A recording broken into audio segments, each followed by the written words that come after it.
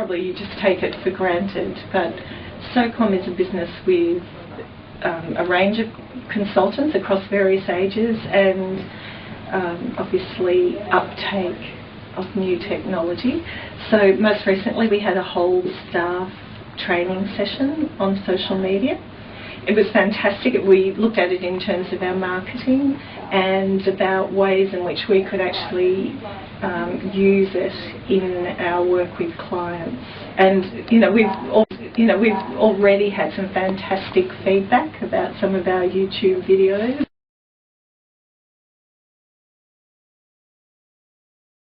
Our use of Google Maps, so that's very good.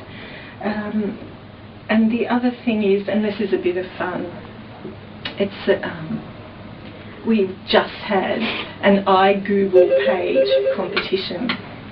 So even I have created an iGoogle page. It's wonderful. I'm streaming news feeds on my project. My favourite football team, the Bulldogs. Tragedy about that. So, it's not just something. We certainly share our learnings and try and make it fun as well. And when you see the purpose and the use, then it's just, you just think, well, why haven't I done that before? Alright. Is it an important factor for you to monitor the ongoing changes in your industry? Absolutely. Of course, I mean, we don't want to be left behind. And when I was thinking about this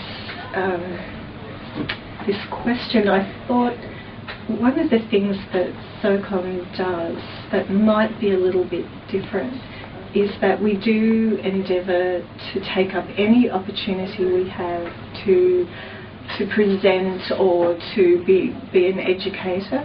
For example, I lead one of the Public Relations Institute of Australia's courses about managing the angry mob, which I have vast experience with. A number of our other senior consultants and directors are engaged in being educators, mixing with students, and just through the readings and the study that you have to do, it is a great way of getting new knowledge, and it's just terrific. I love mixing with the students.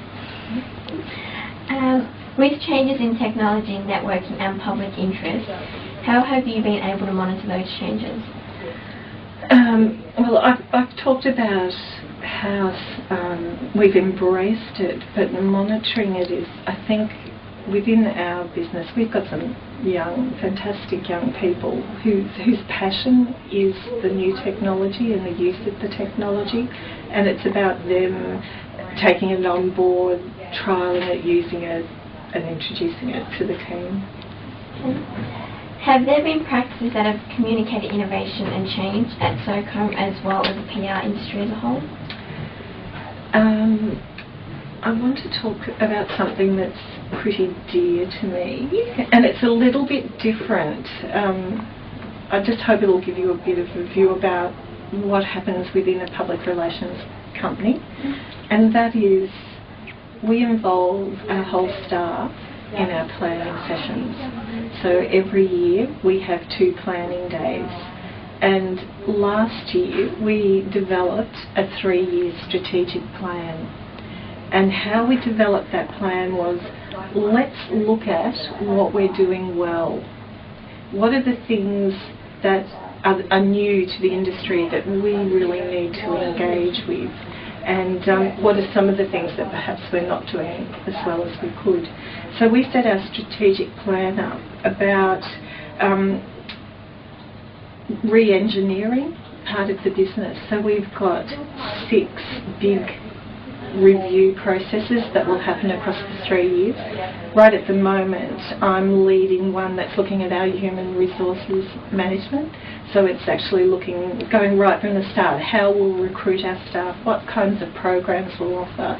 So that's a way of review process improvement, but it also gives you the opportunity to look at innovation. For each step of my project, we're just doing a little bit of research to see what is the best thing that's happening out there. And along the way, as well as those 6 major projects we'll do across the 3 years. We're also doing a number of small innovations and change. It's really quite exciting. What has been your career highlight up until now? Well, I've had a very big career. But I thought of something that was really satisfying, and that was last year. I worked with Bass Coast Shire Council to work with their community to develop a community vision to take them out to 2030. And why that was really special to me, I guess, is because that's where my home is. It's a very special place to me. So I knew a lot of the community, but to be the project leader just allowed me to see the council and the community in a different way. And I've just so enjoyed working with the council and their commitment to their community and to actively engaging. So it was a very successful campaign,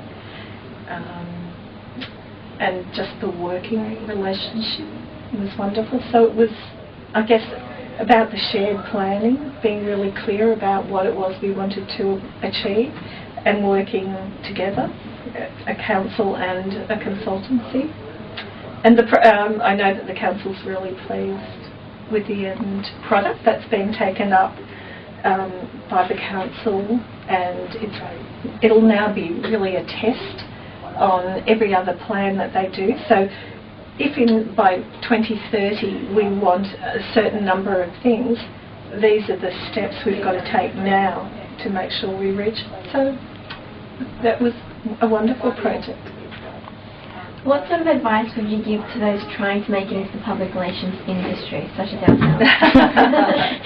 Okay. I think that probably my best advice is to look for a graduate program within a company. So it's a place where you can make that transition from a student with a lot of theory in a very carefully guided way into being a consultant. I think the transition can be a little difficult. You know, consultancies, unless you've worked in one, you probably don't realise, you know, you could be working for 2, 3, 4 clients, and it's about the competing tensions about the work you've got to do. And I think if you can get into a graduate program, then you'll be really assisted through it.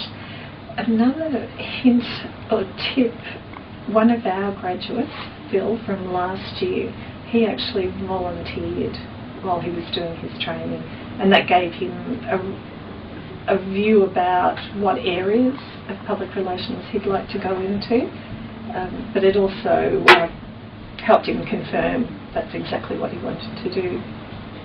So they're my tips. Okay, well, thank you so much for your time, Rose. Oh, well, I'm really supportive of you girls and wish you well. Thank you very much.